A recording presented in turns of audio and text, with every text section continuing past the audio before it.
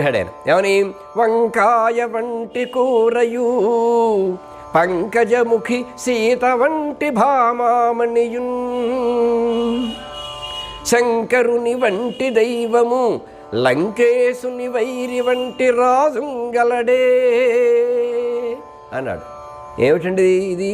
నేనేదో వంకాయ ఎందుకు తెచ్చారంటే పద్యం చెబుతారేమిటి? ఇది పద్యం సరిగా అర్థం చేసుకో. ఇప్పుడు కింద నుంచి పైకి రా. ఇప్పుడు లంకేశుని వైరి అంటే రాముడు కదా, రాముడు లాంటి రాజు ఉంటాడా? అయ్యి బాబోయ్, రాజు అంటే రామరాజ్యం ఉంటాం కదండి, ఇప్పుడు కూడా అలాంటి రాజు ఎవరు లేరు కదా. శంకరుని వంటి దైవము, శంకరుడి కంటే గొప్ప దేవుడు ఎవరన్నా ఉన్నారా? అయ్యో బోళా శంకరుడు అంటారు కదండి, ఇంకా ఆయన కంటే గొప్ప దేవుడు ఎవరండి? పంకజముఖి సీత వంటి భామామణియున్, సీత లాంటి స్త్రీ ఎక్కడైనా లోకంలో ఉంటుందా? అయ్యో బాబాయ్, ఎలాంటి పతివ్రత అండి, ఎన్ని కష్టాలు పెట్టినా భరించింది కానీ భర్తను ఎప్పుడు పెళ్ళెత్తి ఒక్క మాట లేదు కదా.